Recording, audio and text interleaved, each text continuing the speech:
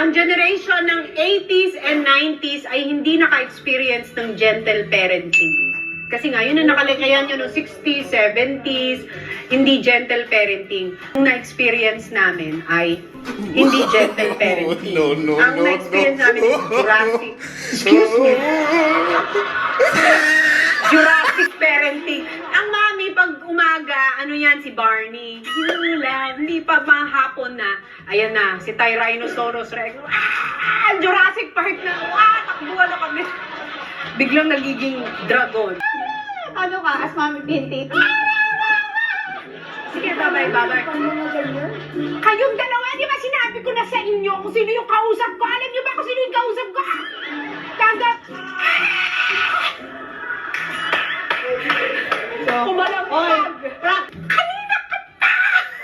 Tapos natigilan ako, sabi ko, lumabas si Mami Pinti. Hindi ko na yun ilalabas. Itatago ko na yun sa baul.